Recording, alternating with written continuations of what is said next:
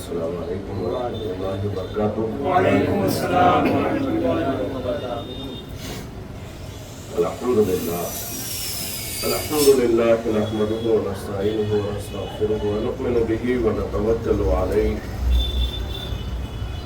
ونعوذ باللہ من شرور انفسنا ومن سیئات اعمالنا من يهده الله فلا مضل له ومن يضلل فلا هادي له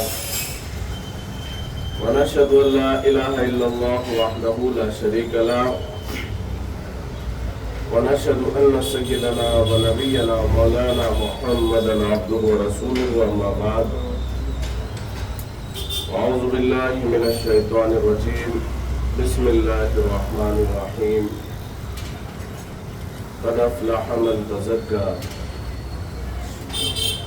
صدق الله مولانا العظيم وبلغنا رسول النبي الامين الكريم ونحن على ذلك لمن الشاهدين والشاكرين آمين والحمد لله رب العالمين۔ معزز مکرم علماء کرام، جملہ سامعین،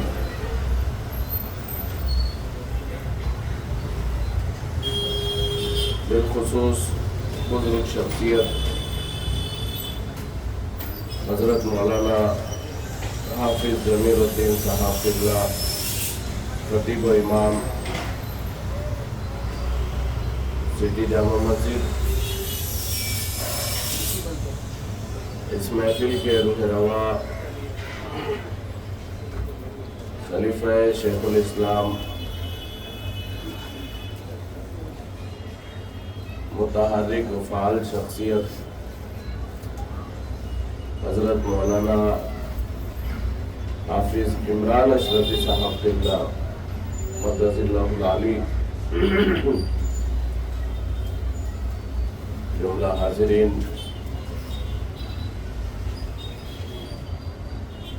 آئیے سب سے پہلے ہم اور آپ مل کر حصول سعادت اور حصول برکت کے لیے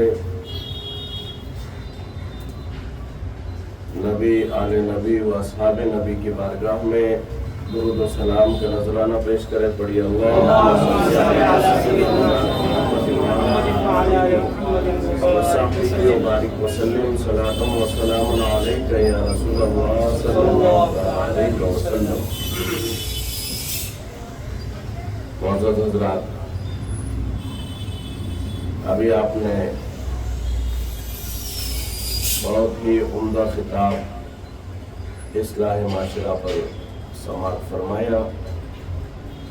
خلیفہ شیخ الاسلام مولانا عمران اشرفی صاحب کی زبانی الحمدللہ بھرپور گفتگو ہو چکی ہے۔ موسم کی وجہ سے گلا کچھ متاثر ہے، اس لیے زیادہ آپ کی خدمت نہیں کر سکوں گا۔ انشاءاللہ جہاں تک گلا ساتھ دے گا میں بھی آپ کا ساتھ دوں گا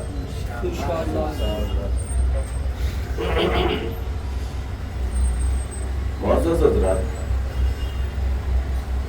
آئیے بلا کسی تاخیر ہم آج کے عنوان کی طرف آتے ہیں۔ اصلاح معاشرہ کے تحت میں آج کی گفتگو رکھی گئی ہے بزرگان دین کا انداز تبلیغ اور ہماری ذمہ داریاں۔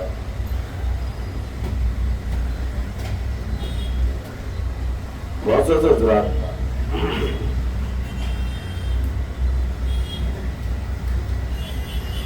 اس موضوع کی ضرورت ہے اور ہمیشہ رہے گی، کیونکہ سارا بر صغیر کا علاقہ یہاں اسلام پہنچایا کہ اولیاء اکرام نے ہے۔ اسلام کی رگوں میں بزرگان دین کے آنسو ہے، ان کا خون ہے، ان کا پسینہ ہے، ان کی محنتیں ہیں، ان کی عبادتیں، ریاضتیں اور مجاہدے اس کے پیچھے کار فرما ہے، اور سب سے بڑھ کر ان کا کردار اس کے پیچھے کار فرما ہے۔ حضرات گرامی، ہم اور آپ بھی انہی کے غلام ہیں، اور انہی کی غلامی کی کچھ خیرات لے کر لوگوں کے درمیان تقسیم کرنے کی کوشش کرتے ہیں۔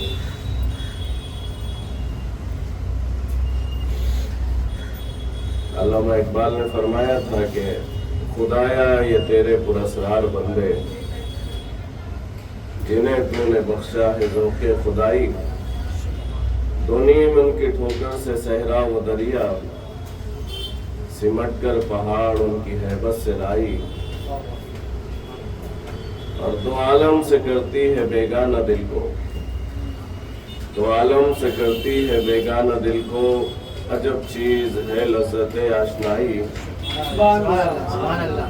اور دارا و سکندر سے وہ مرد فقیر اولاد، دارا و سکندر سے وہ مرد فقیر اولاد، ہو جس کی فقیری میں بوئے اسد اللہ، سبحان اللہ، سبحان اللہ۔ ہو جس کی فقیری میں بوئے اسد اللہ،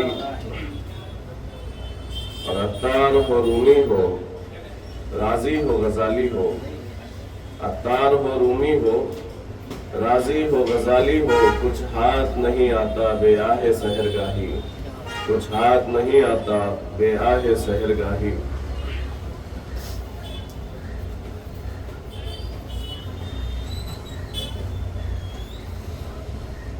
معزز حضرات، علامہ اقبال نے ہی فرمایا تھا، وہی دیری نہ بیماری وہی پھر نامحکمی دل کی، وہی دیری نہ بیماری وہی پھر نامحکمی دل کی، علاج اس کا وہی آب نشاط انگیز ہے ساتھی، اور نہ اٹھا پھر کوئی رومی عجم کے لالہ زاروں سے، وہی آب و گلے ویرا وہی تبریز ہے ساتھی۔ حضرات گرامی، ان بزرگوں نے ساری دنیا بالخصوص سارے بر صغیر کا نقشہ بدلا ہے، اور انداز تبلیغ بزرگوں کا جو رہا ہے، انہوں نے بڑے بڑے جلسے، کانفرنس یا کوئی احتجاج یا دھرنے یا آندولن یا اس طرح کے معاملات کم ہی کیے بلکہ نہیں کیے۔ اسلام جو پہنچایا ہے لوگوں تک اپنے کردار کے ذریعے، قرآن ان کے سینوں میں بھی تھا، ان کے کردار میں بھی تھا،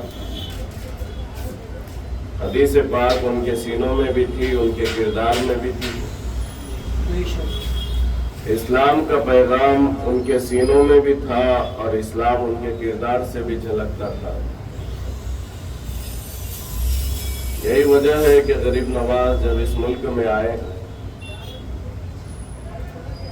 تو آپ نے کوئی کانفرنس نہیں بلائی۔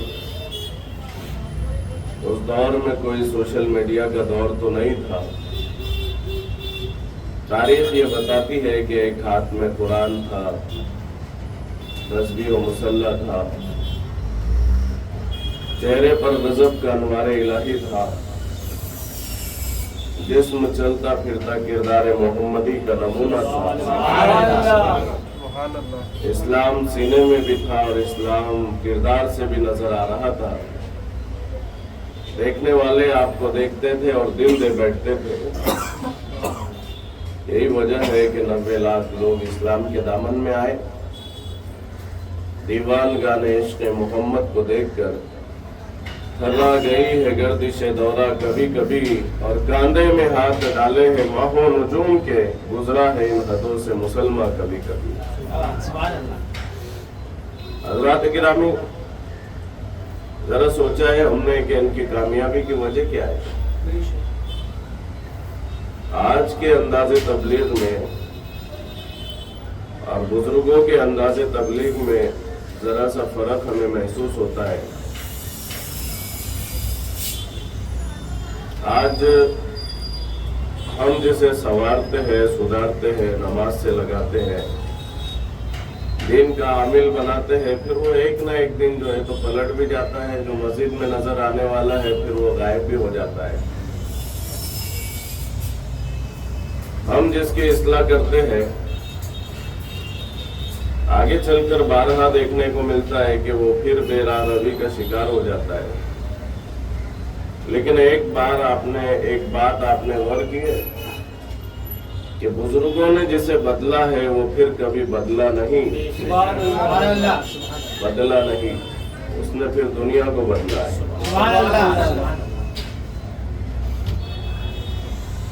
ان کی تبلیغ ایسی اٹوٹ تھی اور مضبوط تھی، انداز تبلیغ ایسا نرالا تھا کہ وہ جو انسان کو بدلتے تھے اندر باہر سے بدل دیا کرتے تھے۔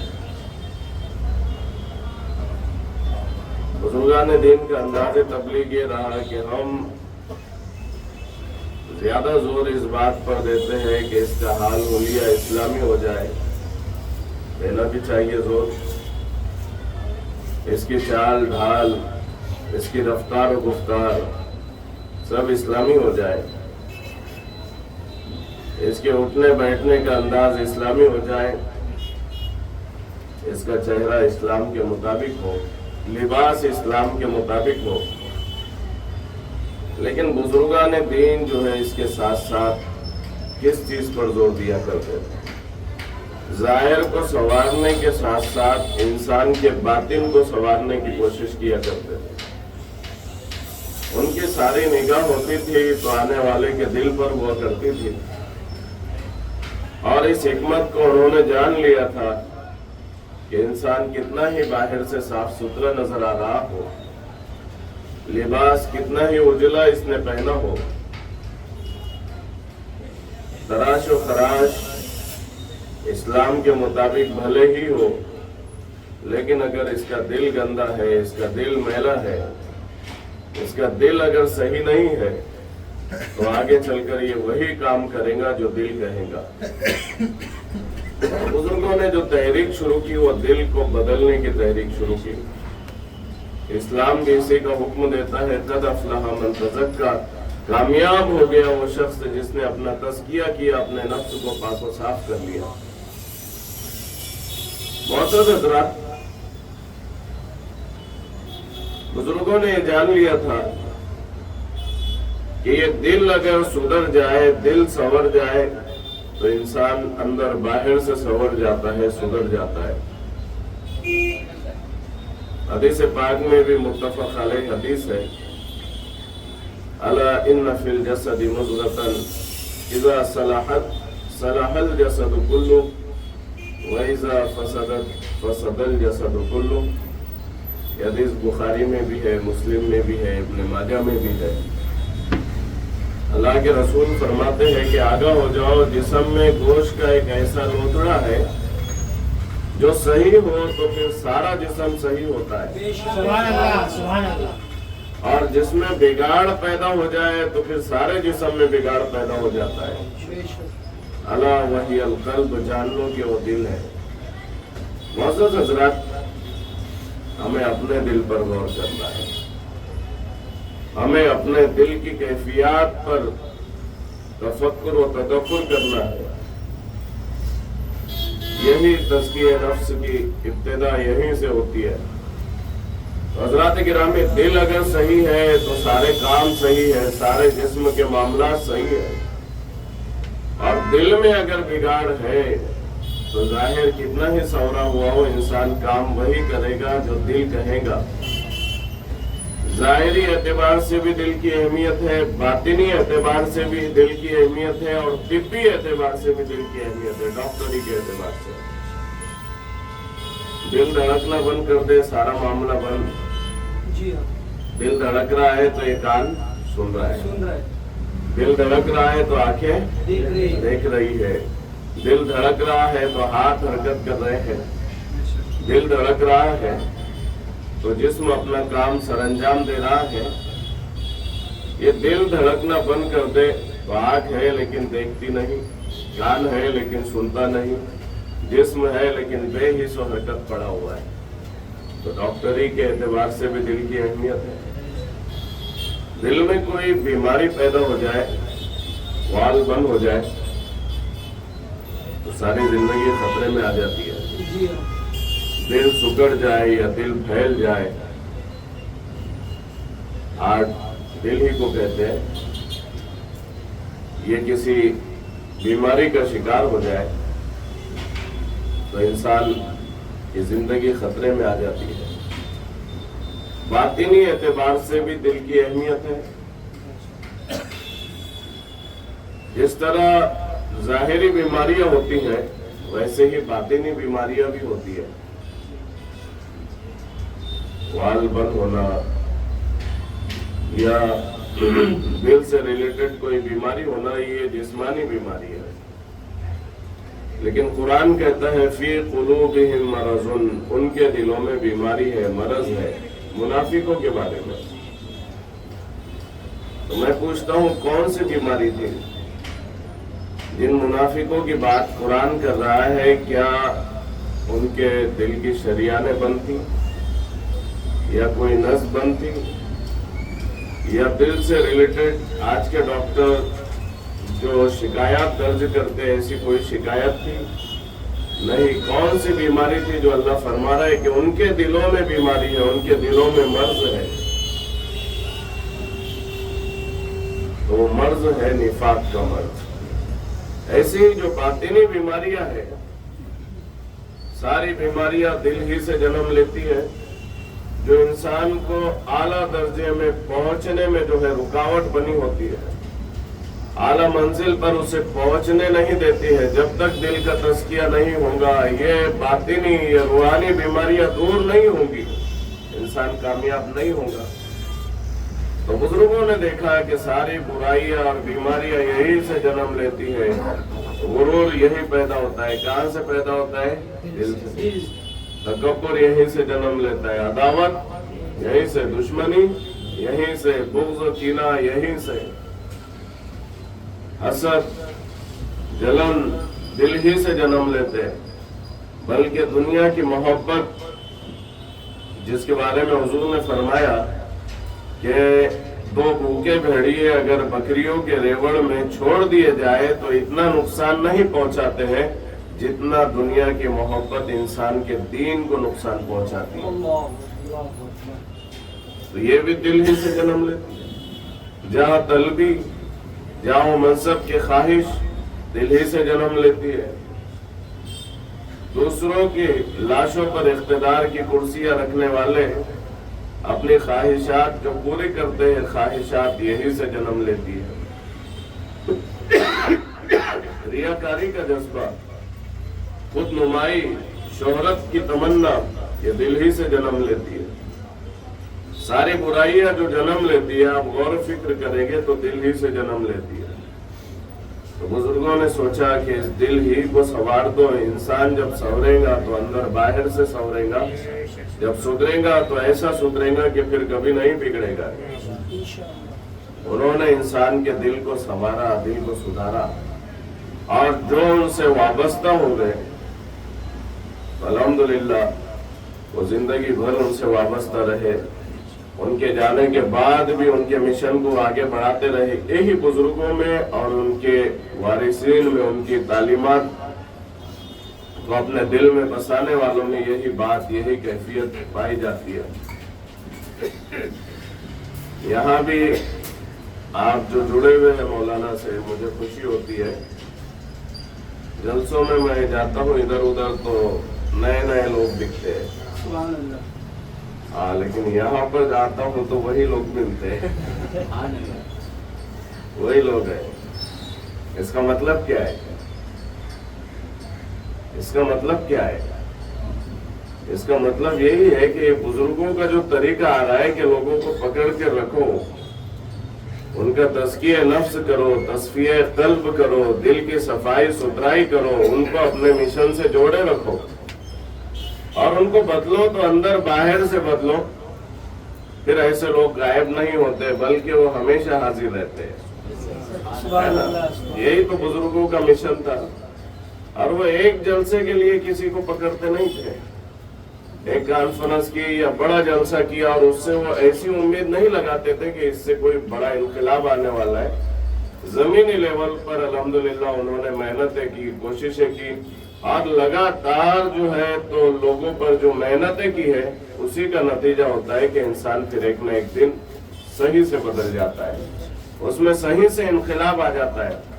جس طرح پانی گرتے گرتے پتھر میں بھی سوراخ ہو جاتا ہے نا، پتھر پر بھی نشان پڑ جاتا ہے. یہی مسلسل محنت، جہد مسلسل جسے کہا جاتا ہے، یہ انسان کی زندگی کی کایا پلٹ دیا کرتی ہے. تو معزز حضرات، یہی کام بزرگوں نے کیا، اور یہ برائیاں، یہ بیماریاں دل سے نکالنے کا ان کا جو انداز تھا وہ اپنا ہی تھا.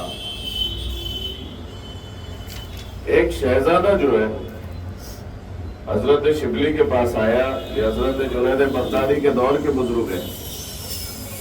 اس نے طریقت کی اعلیٰ بلندیاں دیکھی تھی، بادشاہوں کو بزرگان دین کی خدمت میں جھکتا ہوا دیکھا تھا.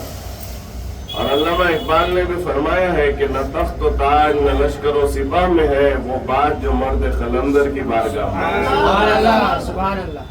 یہی وجہ ہے کہ اکبر نے پیدل سفر کیا تھا اجمیر شریف کا. یہی وجہ تھی کہ حکومت آصفیہ کے عہدیدار حضرت نظام الدین کلیمی کے دربار میں حاضر ہوئے تھے اور حکومت کی بھیک مانگی تھی. یہی وجہ ہے کہ بادشاہ جھکے جھکے رہتے تھے اولیاء اکرام کے دربار میں. شاہ جہاں کا حال یہ تھا کہ حضرت میاں میر الائچی کھا کر زمین پر جو ہے تو اسے تھوکا کرتے تھے اور شاہ جہاں اپنے دامن میں اسے سمیٹا کرتا. سبحان اللہ. نہ تخت و تاج نہ لشکر و سپاہ میں ہے وہ بات جو مرد قلندر کی بارگاہ میں ہے. تو حضرات گرامی، یہ جو بدلتے تھے انسان کو مسلسل محنت کے ذریعے، جہد مسلسل اور کوششوں اور کاوشوں کے ذریعے محنت کرتے تھے. تو شہزادہ ایک جو ہے حضرت شبلی کے پاس آیا اور کہا کہ میں دنیا سے توبہ کر چکا ہوں، دنیا کی محبت سے توبہ کر چکا ہوں، آپ مجھے اپنا مرید بنا لیجئے. تو حضرت نے کہا کہ ایسے نہیں بناؤں گا، پہلے تیرا امتحان لوں گا. تو جو کہہ رہا ہے نا دنیا کی محبت سے توبہ کر کے آیا ہوں، اس نے اشرفیوں کی تھیلیاں لے کر آیا تھا حضرت کی بارگاہ میں نذرانہ دینے کے لیے. کہا حضرت اب میں دنیا سے توبہ کر چکا ہوں. تو کہا تو دنیا سے توبہ کر چکا ہے، یہ دنیا میرے پاس کیوں لے کر آیا ہے؟ جا اسے پھینک کر دریا میں ڈال دے. اب وہ پھینکنے جب گیا تو اس کا امتحان بھی ہو رہا ہے. امتحان اس قسم کا ہو رہا ہے کہ حضرت نے اپنے خادم کو اس کے ساتھ بھیج دیا، جاؤ دیکھو یہ کس طریقے سے جو ہے تو اشرفیہ دریا میں ڈالتا ہے. وہ گیا اور کنارے پر کھڑے ہو کر ہاتھوں میں اشرفیہ لیتا، دریا میں ڈالتا، لیتا، دریا میں ڈالتا. خادم نے آ کر حضرت کو بتایا کہ اس کے ڈالنے کا انداز یہ تھا. کہا تم نے سچے دل سے توبہ نہیں کیا دنیا سے. اگر ان تھیلیوں میں اس کے بجائے اگر نجاست ہوتی تو کس طرح ڈالتے؟ کہا ایک دم دریا میں ڈال دیتا. تو کہا دنیا کی محبت ابھی بھی تیرے دل میں ہے، تو چاہتا تھا کہ دنیا کی محبوب چیز کچھ اور دیر میرے ہاتھوں سے لگی رہے، کچھ اور دیر میرے ہاتھوں سے لگی رہے. جب تیری سزا میں یہ مقرر کرتا ہوں اگر میرا مرید بننا ہے تو مرید نہیں بناتے تھے. آج کل تو خلافتیں تقسیم ہوتی ہے کہ نہیں؟ تو یعنی اس لائن کی بھی جو ہے لوگوں نے بے قدری کر دی. ہم دیکھتے ہیں دور دراز. حضرات گرامی، اب حضرت نے یہ اس کی سزا مقرر کی کہ 1 سال تک تو بغداد کی گلیوں میں بھیک مانگے گا تب جا کر مرید بناؤں گا. اب بادشاہ کا بیٹا جب بھیک مانگنے نکلا تو کسی نے اپنے گلے کا ہار اتار کر کے دے دیا، کسی نے اپنی قیمتی چیز دے دی. ارے یہ بادشاہ کا بیٹا ہے، ہمارا امتحان لے رہا ہے، اور اگر ہم دیں گے نہیں تو یہ ہو سکتا ہے کہ ہمارا نقصان بھی ہو، اور دے دیں گے تو ہو سکتا ہے اس سے ڈبل ریٹرن ہم کو ملے گا. तो अब हुआ यूं कि बड़ी कीमती चीजें लोगों ने उसकी झोली में डाल दी, झोली भरकर वो पहुंचा हजरत के पास। कहा दूसरे दिन भी भीख मांग। लोगों को उम्मीद थी कि कुछ रिटर्न मिलेगा, लेकिन दूसरे दिन जब ये पहुंचा तो लोग कुछ हैरान हुए और लोगों ने सोचा शायद हमारा इम्तिहान हो रहा होगा। दूसरे दिन भी दे दिया, तीसरे दिन भी दे दिया। अब दिन बढ़ते जा रहे हैं, लोगों को यकीन हो गया अरे ये भिखारी बन गया है, अब जो है ये कुछ रिटर्न करने वाला नहीं है। तो साल भर हो गया, साल का आखिरी दिन जब आया तो उसकी आंखों में आंसू थे। किसी ने कुछ नहीं कहा, बल्कि लोगों ने ताने दिए थे उसे। ताने सुनकर आंखों में आंसू थे। एक पैसा भी उसकी झोली में नहीं था। हजरत के पास आया और कहा हजरत आज किसी ने कुछ नहीं दिया, बड़ी जिल्लत और रुसवाई हुई। कहा कि अब दुनिया की दौलत की कद्र तुझे मालूम हो गई है, दुनिया की दौलत की कद्र तुझे मालूम हो गई है, इसलिए तेरी आंखों में आंसू है। अब जो दीन की दौलत में तुझे देने वाला हो, रूहानियत की दौलत तुझे देने वाला हो, तरीक़त की दौलत तुझे देने वाला हो, अब जाकर तू उसकी कद्र कीमत समझेगा। हज़रात गिरामी, ये दिल से इस तरीके से जो है दुनिया की मोहब्बतें निकाला करते, जिसके अंदर जो भी बुराई होती उस बुराई को निकालते और उसकी जगह सिद्क़ व इखलास को रखते, उसकी जगह सच्चाई को रखते, झूठ को निकालते, सच्चाई को उसकी जगह पर रखते, बेयकीनी की कैफियत को इंसान के दिल से निकालते और अल्लाह की जात पर यकीन की कैफियत को उसके दिल में बसाते। यानी बुराइयों को निकाल कर अच्छाइयों को उसके दिल में बसाते, दिल को साफ सुथरा करते सारी बुराइयों से। अजीज़ान मिल्लत इस्लामिया, फिर जब इंसान सुधरता था तो वो जिंदगी भर के लिए सुधरता था। ये वो औलिया किराम है जिन्होंने बादशाहों को भी बदला है। आम इंसान तो आम इंसान, बादशाह अगर इनसे निस्बत जोड़ लेते या इनकी बारगाह में आ जाते या इनकी तरबियत गाह में आ जाते तो वो उन्हें भी बदल देते। कभी मेहनत करके, मेहनत कराकर, मुजाहिदे कराकर और कभी एक नजर डालकर, इसलिए कि अल्लाह इनकी नजर में भी वो तासीर रखता है कि निगाह मर्द मोमिन से बदल जाती है तकदीरें। हजरत गिरामी, जब हजरत कुतुबुद्दीन बख्तियार काकी का विसाल हुआ, जहां सारे लोग आपके मुरीद थे, बादशाह भी आपका मुरीद था। और ये बादशाह कौन था? सुल्तान शमशुद्दीन अल्तमश, हिंदुस्तान का बादशाह। हजरत कुतुबुद्दीन बख्तियार काकी ने वसीयत की थी कि मेरा जनाजा वो पढ़ाए जिसकी तहज्जुद और असर और ईशा की सुन्नत कज़ा न हुई हो। सुन्नत गैर मुअक्कदा है, असर और ईशा की सुन्नत अक्सर छूट जाती है। तो हज़रात गिरामी, वसीयत ये थी कि जिसकी जिंदगी में कभी तहज्जुद और असर और ईशा की सुन्नत कज़ा न हुई हो, आज अगर ऐलान होगा इस तरह तो जनाजा पड़ा रहेगा, कोई आगे नहीं बढ़ेगा। कहां से लाए ऐसी भारी भरकम शख्सियत, कहां से लाए ऐसा अल्लाह वाला? लेकिन हजरत कुतुबुद्दीन बख्तियार काकी रोशन ज़मीर थे। आपने जो वसीयत की थी आप भी जानते हैं। कहा कि मेरा जनाजा वो पढ़ाए जिसकी तहज्जुद और असर हो, ईशा की सुन्नत क़ज़ा न हुई हो।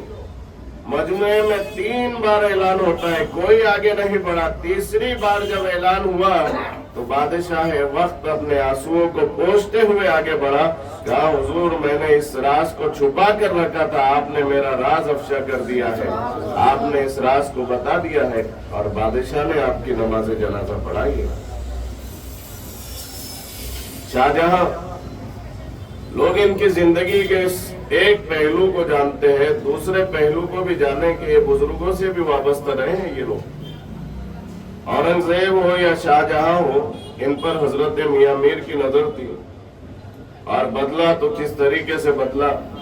दिल्ली की जामा मस्जिद के संगे बुनियाद रखने का वक्त आया, ऐलान हुआ कि संगे बुनियाद वो रखे जिसकी असर और ईशा की सुन्नत क़ज़ा न हुई हो, तहज्जुद क़ज़ा न हुई हो।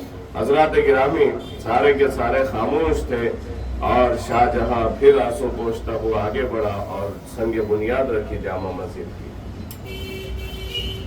کہ بادشاہوں میں انقلاب کیسے آیا تھا.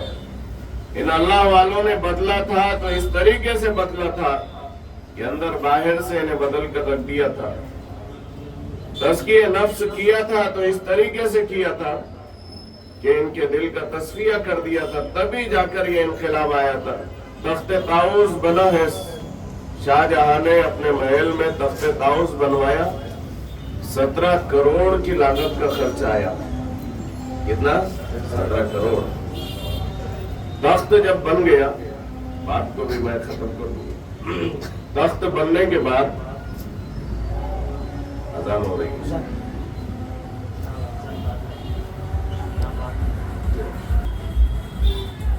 17 کروڑ کی لاگت کا خرچ آیا. شاہجہاں نے وضو کے لیے پانی منگوایا, اور پانی جب منگوایا تو انجینئر سے حیران تھے جنہوں نے تخت طاؤس بنایا تھا. بادشاہ تخت پر چڑھتے ہیں اور وضو کرنا شروع کیا. انجینئرز کو لگا کہ ہماری محنت پر پانی پھر رہا ہے. تو ہوا یوں کہ ان کے دل میں خوف پیدا ہوا, شاید بادشاہ کو یہ تخت پسند نہیں آیا. وضو کرنے کے بعد بادشاہ نے اس پر سجدہ کیا اور اس کے بعد انجینئر سے کہا کہ یہ تخت دیکھ کر مجھے فرعون اور نمرود کا تخت یاد آ گیا تھا, اور تخت کے نشے میں انہوں نے یہ کہا تھا, فرعون نے کہا تھا انا ربکم الاعلی, لہذا میں نے اس تخت پر وضو کیا ہے اور سجدہ کیا ہے, اور میں نے کہا ہے سبحان ربی الاعلی, پاک ہے وہ رب, پاک ہے وہ ذات, سبحان ربی الاعلی, بے شک میرا رب ہی جو ہے اعلیٰ ہے, جو پاک ہے. حضرات گرامی, یہ انقلاب انہوں نے بادشاہوں میں بھی برپا کیا. ضرورت اس بات کی ہے کہ ہم اپنے دل پر محنت کریں, دل سے برائیوں کو نکالیں اور اپنے نفس کا تزکیہ کریں. ایک ایک برائی آپ تو جڑے ہوئے ہی ہیں, ماشاءاللہ مولانا سے جڑے ہوئے ہیں. اس سے پہلے صوفی باصفا مولانا اقبال اشرفی صاحب سے جڑے ہوئے تھے, علیہ رحمت و رضوان. بزرگان دین سے جڑے ہوئے. ان کی محنتوں, کوششوں اور کاوشوں کا مقصد یہی ہوتا ہے کہ انسان جو بدلے تو اندر باہر سے بدلے, اور اس کے دل کا پوری طریقے سے تزکیہ ہو. ایک مثال آپ کو دوں, انسان دل کی دنیا صاف ہونے کے بعد کامیاب کس طرح ہو جاتا ہے. قرآن نے جو کہا ہے کہ قد افلح من تزکا, کامیاب ہو گیا وہ شخص جس نے اپنا تزکیہ کیا. ایک مرتبہ ایرانی اور رومی کاریگروں میں مقابلہ ہوا, اور مقابلہ بادشاہ نے کروایا. دونوں کاریگر, دونوں کے پاس اپنا اپنا فن تھا. یہ جس طرح دیوار پر بیل بوٹے نقش و نگار بنے ہوئے ہیں, دونوں کاریگروں کو ایک ایک دیوار دی گئی. ایرانیوں سے کہا گیا کہ تمہارا جو فن ہے اس دیوار پر تم نقش کرو. رومیوں سے کہا گیا تمہارا جو فن ہے اس دیوار پر جو ہے تو تم اس فن کو ظاہر کرو. رومیوں نے کہا کہ ایک دیوار انہیں دی ہے, ایک ہمیں دی ہے, ہمارا فن یہ جو ہے تو اس کی نقالی کر سکتے, کاپی کر سکتے ہیں, اور ان کا فن ہم چرا سکتے, لہذا کیا یہ جائے کہ ایک پردہ بیچ میں لگا دیا جائے تاکہ کوئی ایک دوسرے کے فن کو دیکھ نہ سکے, اور پھر اس کے بعد آپ کو جس کا فن پسند آئے گا آپ اس کو انعام دیجیے. ایرانیوں نے اپنی طبیعت کے مطابق بیل بوٹے نقش و نگار اس دیوار پر بنا دیے, بیچ میں پردہ لگا ہوا ہے. ادھر رومیوں نے دیوار کو صاف کیا, اتنا صاف کیا کہ اسے آئینہ بنا دیا. بادشاہ جب ایرانیوں کے دیوار کو دیکھنے کے لیے آیا تو دل باغ باغ ہو گیا. بیل بوٹے دیکھے, نقش و نگار دیکھے, کہا واہ کیا فن ہے تمہارا. رومیوں کی طرف آیا تو دیکھا کہ انہوں نے کچھ کیا ہی نہیں, دیوار کو اتنا صاف کیا کہ آئینہ بنا دیا. کہا آئینوں کی میرے محل میں کیا کمی تھی جو تم نے ایک دیوار کو آئینہ بنا دیا, تمہارا فن ہے کہاں. کہا کہ بادشاہ سلامت, یہ جو بیچ میں پردہ پڑا ہوا ہے نفس کا پردہ, ذرا اس کو ہٹا دیجئے, پھر ہمارا فن جو ہے نکھر کر آپ کے سامنے آ جائے گا. تو کہا یہ پردہ بادشاہ نے جیسے ہی ہٹایا، ایرانیوں کا فن اپنے کمال کے ساتھ رومیوں کی دیوار میں نظر آ رہا ہے۔ انہوں نے یہ کیا کہ دیوار کو صاف کیا ہے۔ جب بندہ برائیوں سے، روحانی بیماریوں سے اپنے دل کو صاف و شفاف کر لیتا ہے، پھر اس کا عالم یہ ہوتا ہے، رہتا مشرق میں ہے لیکن مغرب کو دیکھ لیا کرتا ہے، رہتا زمین پر ہے لیکن عرش کے جلوے دیکھ لیا کرتا ہے۔ اس کی نگاہوں سے پھر کوئی چیز پوشیدہ نہیں رہتی ہے۔ حضرات گرامی، اس لیے قد افلح من تزکا، کامیاب ہو گیا وہ شخص جس نے اپنا تزکیہ کیا۔ کیا بات ہے کہ غوث اعظم فرماتے ہیں، نظرت الی بلاد اللہ جمان کا خردلۃ علی حکم اتصالی، کہ میں اللہ کے تمام شہروں کو ایسے دیکھتا ہوں جیسے اپنی ہتھیلی میں رائی کے دانے کو دیکھتا ہوں۔ کیوں دیکھتے ہیں؟ تزکیہ ایسا ہو چکا ہے، تصفیہ قلب ایسا ہو چکا ہے۔ ہم کیوں نہیں دیکھ سکتے؟ معاملہ ہے کہ ابھی باقی ہے۔ تو حضرات گرامی، محنت کرے، یقیناً اپنے دل پر محنت کرے اور کامیابی و کامرانی قدم چومے گی۔ یہی ہے معاشرہ، اسی طریقے سے بدلتا ہے۔ ابتدا اپنے آپ سے کرے۔ ساری دنیا کو اگر بدلنا ہے تو ابتدا اپنے آپ سے کرے، پھر ہر شخص اپنے گھر کو بدل دے، ساری دنیا خود بخود بدل جائے گی۔ تو یہی بزرگان دین کا مشن رہا، یہی ان کا انداز تبلیغ رہا ہے۔ حضرات گرامی، اور ایک خاص بات یہ کہوں گا کہ عبادات کے ساتھ جو ہے معاملات پر بھی دھیان دیں۔ ہم سمجھتے ہیں کہ جتنا عبادت کریں گے، ریاضت کریں گے، جتنی نمازیں پڑھیں گے، روزے رکھیں گے، اتنی کامیابی ملے گی۔ نہیں، یہ تو ضروری ہے چیزیں، لیکن ہمارے معاملات بندوں کے ساتھ بہتر ہونا چاہیے۔ اخلاق و کردار کا پیکر ہمیں بننا چاہیے۔ ہمارے لین دین کے معاملات ہو یا ایک دوسرے کے ساتھ سلوک کے معاملات ہو، یہ بہتر ہونا چاہیے۔ اگر بندہ گھر میں اپنے بیوی پر ظلم کرے گا اور مسجد میں جا کر استغفر اللہ پڑھے گا تو کیا معاف ہو جائے گا؟ بندہ کسی کا حق مارے گا اور اللہ کی بارگاہ میں آ کر سجدے پہ سجدہ کرے گا تو کیا وہ معاف ہو جائے گا؟ یہ اللہ کا حق ہے، نماز روزہ۔ لیکن بندوں کے ساتھ جو معاملات ہے وہ بندوں کے حق ہے۔ بندہ جب تک معاف نہیں کرے گا، اللہ کا اصول ہے کہ اللہ بھی معاف نہیں فرماتا ہے۔ تو حضرات گرامی، عبادات کے ساتھ معاملات بھی صحیح ہونا چاہیے، تبھی جا کر ہماری زندگی کامیابی اور کامرانی کو چھو سکتی ہے، اور تبھی جا کر ایک اچھا معاشرہ عالم وجود میں آ سکتا ہے۔ عبادت کے معاملے میں تو ہم بڑے اچھے ثابت ہو رہے ہیں، لیکن معاملات کا جو معاملہ ہے وہاں کمزوری نظر آ رہی ہے۔ معاشرے کو اگر سدھارنا ہے، سنوارنا ہے تو دونوں معاملے۔ صحابہ کرام سے اللہ کے رسول نے پوچھا کہ میری امت کا مفلس کون ہے؟ کنگال شخص کون ہے؟ مفلس شخص۔ تو صحابہ کرام نے مختلف جواب دیے۔ پھر اللہ کے رسول سے فرمایا کہ آپ ہی بتا دیجئے کہ مفلس کون ہے؟ تو کہا کہ میری امت کا مفلس وہ ہے جو نیکیوں کے پہاڑ لے کر آئے گا قیامت میں، پہاڑوں جیسی اس کی نیکیاں ہوں گی، لیکن کوئی شخص آئے گا اور کہے گا کہ اس نے میرا حق مارا ہے دنیا میں، اب اس شخص کی نیکیاں جو ہے اس شخص کو دی جائے گی، وہاں تو پیسہ نہیں چلے گا، نیکیاں ہی دی جائے گی۔ ایک آئے گا اس نے مجھ پر ظلم کیا ہے، پھر اس کی نیکیاں لے کر اس کو دی جائے گی۔ تیسرا آئے گا، وہ کہے گا کہ اس نے میرے ساتھ یہ معاملہ کیا ہے، اس کی نیکیاں لے کر پھر اس شخص کو دی جائیں گے۔